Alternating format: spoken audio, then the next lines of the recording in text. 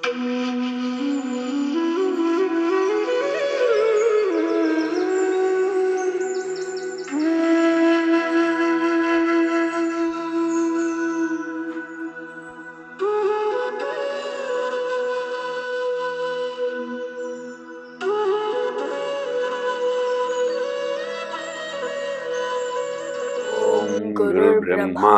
गुरुर्विष्णुः गुरुर्देवो महेश्वरः गुरुः साक्षात् परब्रह्म तस्मै श्री गुरवे नमः।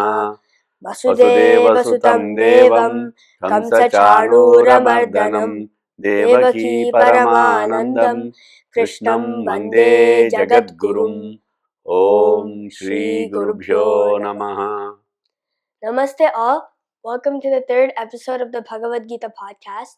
Last episode, we discussed some questions I had about the Bhagavad Gita, and we specifically dove deeper into the first chapter, or the Arjuna Vishada Yoga. And in this episode, I want to continue that deep dive. And so I want to continue where we previously left off. Right? I asked about why Krishna was being referred to as Madhava. Right? And the first time Krishna is being mentioned in the Bhagavad Gita, he's being referred to as Madhava. And it's a very unique name, and I'm curious to know why Krishna is being called Madhava in the beginning. Okay, so as you mentioned, the first time in the Bhagavad Gita, Lord Krishna is called as Madhava. Mm-hmm. Dhava means husband. Okay. And Ma refers to goddess Lakshmi. Hmm. Right? So Madhava means nobody but Lord Vishnu. So the reference actually is telling us two things. One, Lord Krishna is incarnation of Lord Mahavishnu, right? And who is on the side of Arjuna as his guru. Yeah. Right?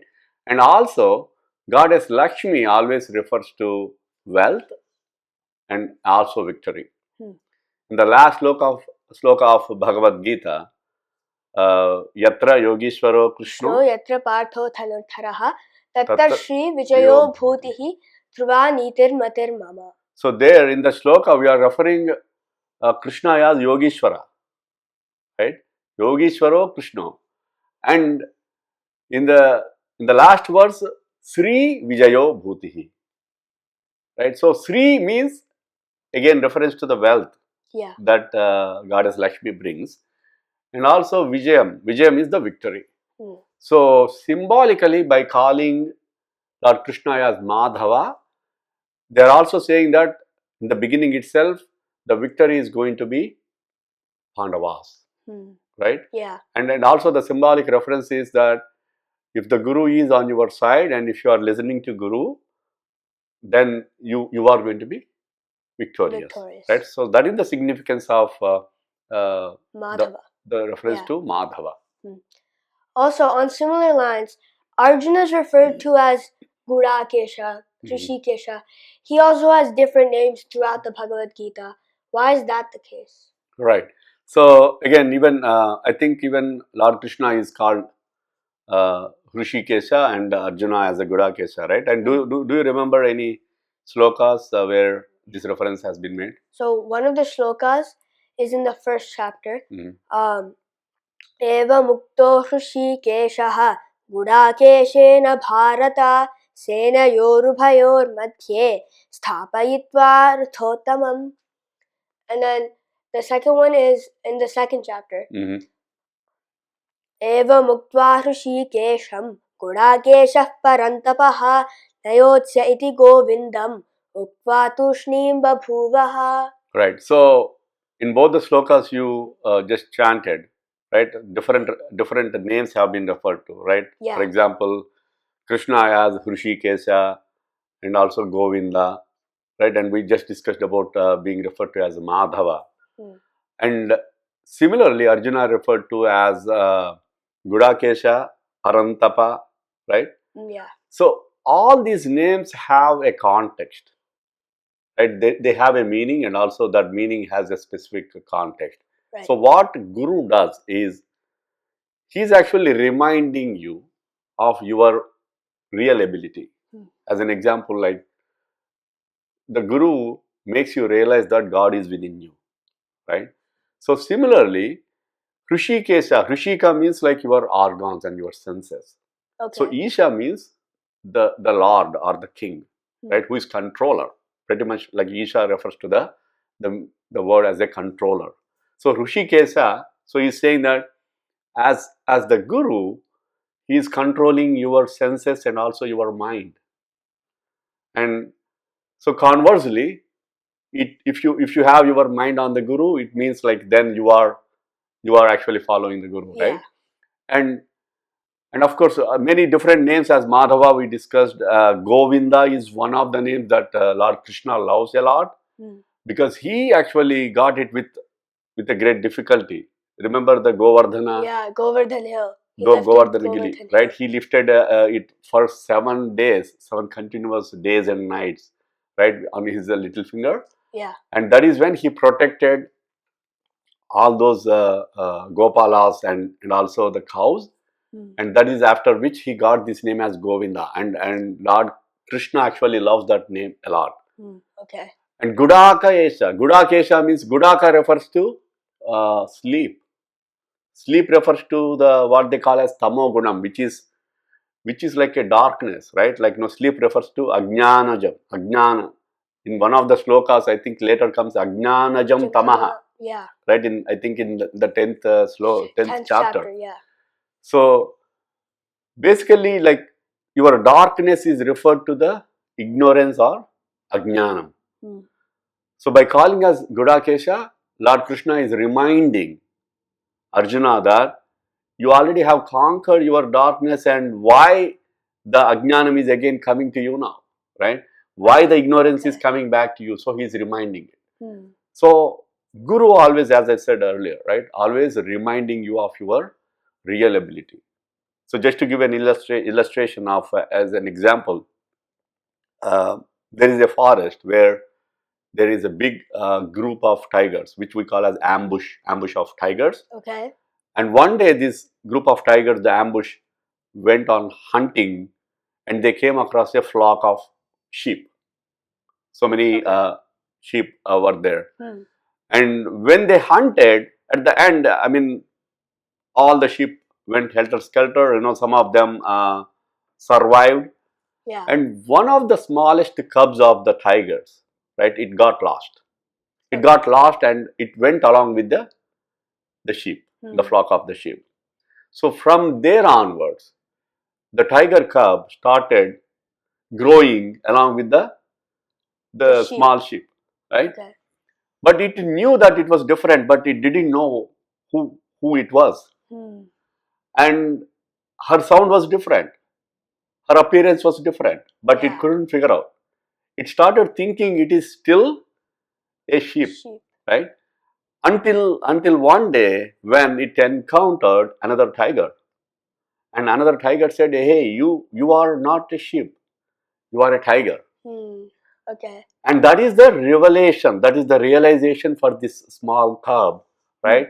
To realize its own power. And it said, okay, now I have to be a tiger. I am not a sheep anymore. So this is what Guru actually does to you, right? So he or she, they are making you realize that the God is within you, right? And that is exactly what again Lord Krishna does, right? And he uses sometimes like Arantapa is like a tormentor of enemies, and he is saying that you are a tormentor of all your enemies, and why are you becoming so meek? Why are you becoming so weak now, right? So he's reminding them. So these names have a very good context referring in the references.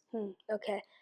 By the way, Krishna has many names, right? Like as we discussed, he has Madhava. He also has Govinda, as we talked about. But in the entire Bhagavad Gita, he's always referred to as Sri Bhagavan Uvacha. Right. So why is that the case? Okay, good question. So again, when Dhritarashtra is saying something, we say Dhritarashtra Uvacha, that's how it starts, right? And Sanjaya Uvacha, Arjuna Uvacha. And Bhagavan Uvacha is generalizing the universal God, the presence of the universal God. And one of the things, actually, one of the misconceptions about Bhagavad Gita is that people think that this is this is referring to Hindu religion, Okay. right? Like a Hindu, because Mahabharata is one of the Hindu mythology, part of the Hindu mythology, right? Yeah.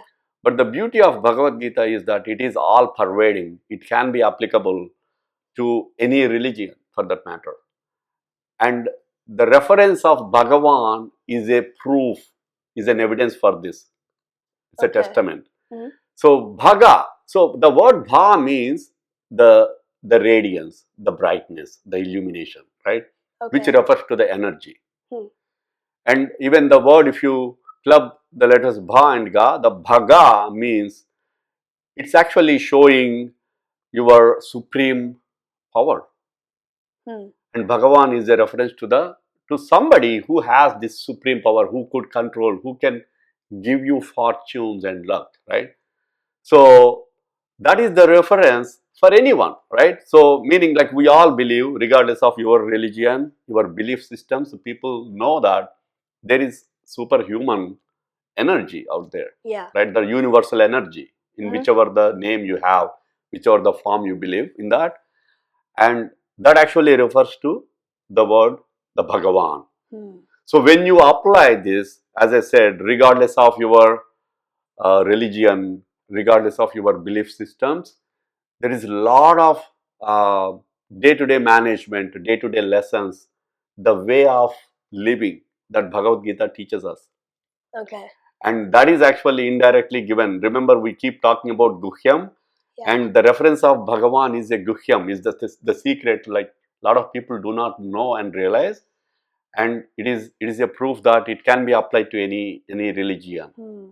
regardless of that. And also there are so many lessons that we can use from a day-to-day life, and that's why it is always referred to as Bhagavan, Okay. Vacha.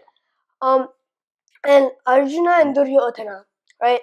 Before the Kurukshetra actual war, they Mhm. didn't necessarily see each other, but they definitely saw the opposing sides, Mhm. right? Why did only Arjuna get the Vishada? Okay, so interesting. Yeah, so again we talked about knowing the strengths and weaknesses of the opponent, right, in the Mhm. beginning, I think in the last episode. So if you really look at it, what Duryodhana and also what Arjuna did in the beginning is they both looked at the opposite side. Hmm. But if you actually follow through, as I said, the answers to the questions are there within. You just have to need to uncover, right? Yeah. So if you remember, what are the slokas that Duryodhana, when Duryodhana is looking at Pandavas, what are the slokas that refer to that? Yeah.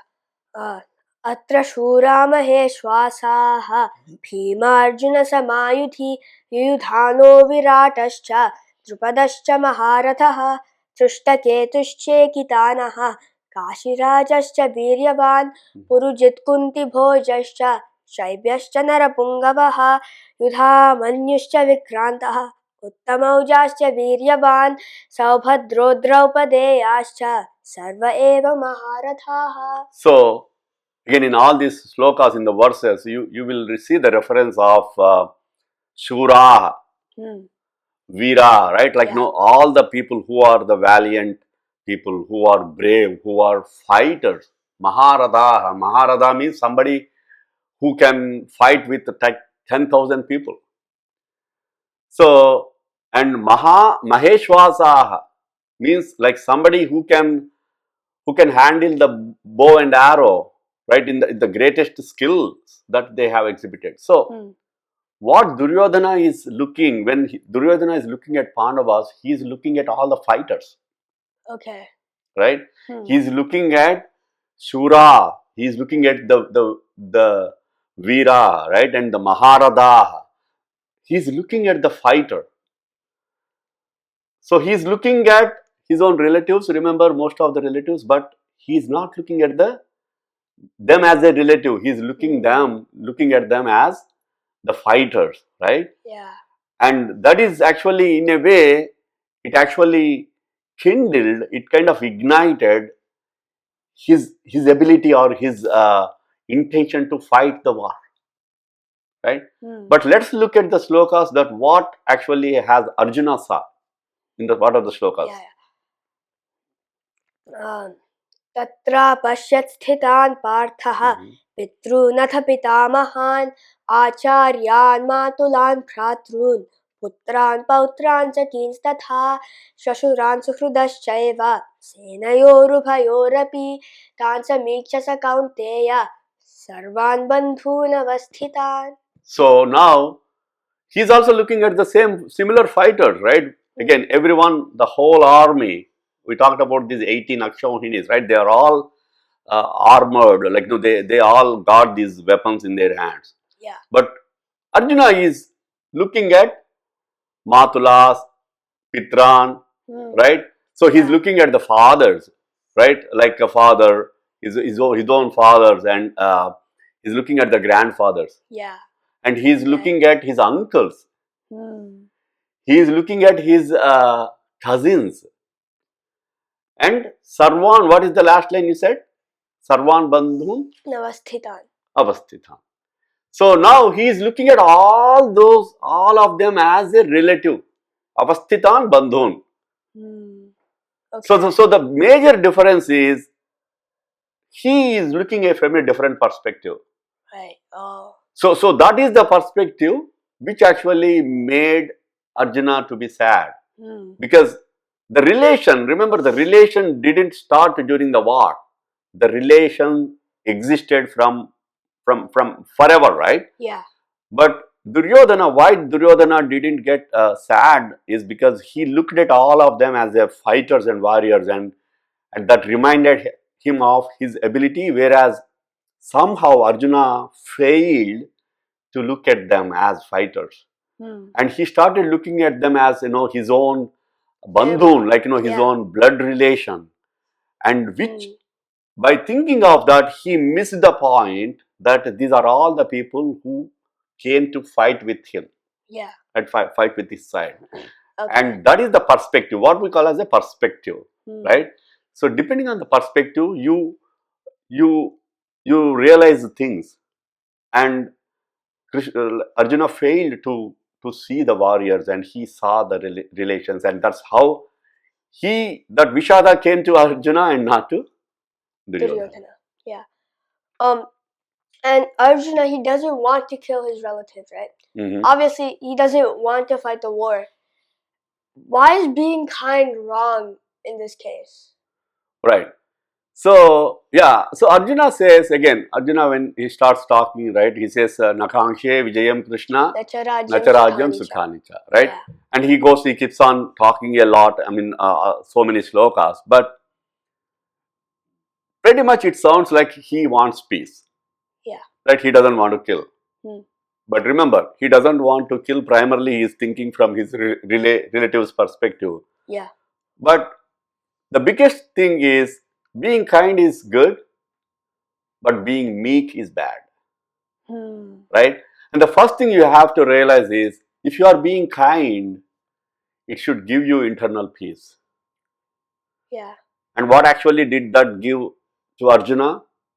Remember, we talked about that Brahmati Vachame Manaha, right? So all the things, right? He said, Gandhi Vamsansate Hasta. Right? All the symptoms that we talked about, I think probably in episode 1, right? Yeah. So he started feeling this nervousness. He started feeling the shaking of the body, right? So if he was really being kind, it should have given him the happiness from internally, which was not the case. And again, also we have to remember the purpose for which he came to fight the war, right? And that is why the Guru has been with Arjuna. And of course, like the real Bodha starts, the Bhagavad Gita real essence starts from 2nd chapter, the Sankhya Yoga. But that is what Krishna didn't like about, because you came here to fight the war, and you are thinking you are being kind, but you are not being kind, you are being meek and weak, right? And that is what the Guru doesn't want to happen. Yeah. And also, if you track the journey, the first reference of Arjuna, I think it's Dhanurudyamya Pandavaha, right?